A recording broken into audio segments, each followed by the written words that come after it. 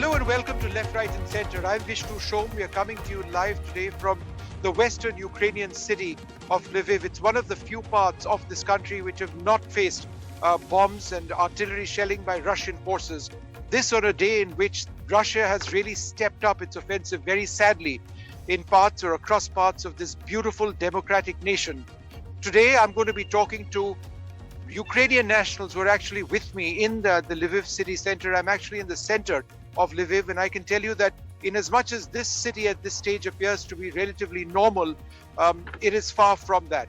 I spent an earlier part of this evening in a bomb shelter. I was in a shelter for children as well, and there are active preparations which were visible to me as I crossed the border after a great deal of difficulty from Poland into Ukraine. Every few kilometers, there are barricades which have been set up. Ukrainian forces are fully on the defensive over here, ready to take on any sort of offensive which comes to this city. And there is a sense, sadly, that this could in fact happen. It could just be a matter of time. So that's a couple of things that we are seeing over here at a time in which the French president has once again spoken to Vladimir Putin in a call for more than 90 minutes. And the message out of that sounds ominous. The message is the worst is perhaps yet to come as far as the Ukraine situation is concerned. As far as Indian students exiting Ukraine are concerned, approximately 18,000 students have thus far, and Indian nationals have thus far been able to actually exit, been able to leave this country. When I did actually cross over from Poland, I noticed very long lines of Ukrainian citizens trying to cross over into Poland. It is very, very difficult because it's very, very cold. But let me give you a sense of what's happening here. I've got three citizens of Ukraine, and they live in Lviv right now. I'd first get them to introduce themselves. What's your name? My name is Rostislav. And yours? Hi, my name is Stefania. My name is Sofia. And Sophia, why don't you first tell me, the last few days have been horrible. Could you tell us what you've been experiencing? Yes, it is. Horrible is not even the right word to say. You cannot find words for things that were occurring, especially the first 4 days, I would say, were the worst. Currently, it got better in this city right now because the amount of refugees has declined. The borders and the train stations are getting more empty, but the first days were horrible because we really had to. The city was not prepared to host this many people. The infrastructure was not prepared to get them all out of here, and this is why all of these troubles happened. Yeah. Sure.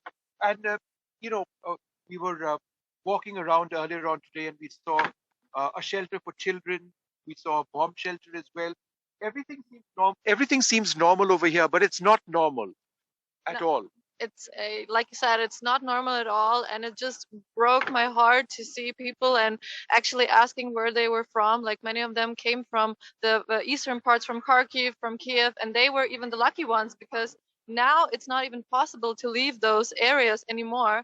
So I'm really praying for everyone that's in those areas right now, and I really hope that they will be able to get safe somehow out of this zone because it's not normal. Everyone, like Sophia said, everyone is preparing. Like we are preparing bomb shelters and shelters for refugees, but you never know what to expect, and we have to be prepared for the worst because you never know what's gonna even happen in a few hours here. We are having siren alarms multiple times a day. Today we didn't have any one yet, but we don't know. We Right. really hope for the best. Do you have friends in eastern parts of Ukraine or other areas which have been bombed? Yeah, I had many friends, and some of them even went from Lviv to Kyiv to defend our land as we should. And right now, most of our friends are out of the country or left these dangerous areas because as of now, Kharkiv is being bombarded. And one of my last friends that stayed in Kharkiv, she is in Lviv and going to Poland, Right. and she's an Indian citizen. She had lots of things to share. We talked with her today.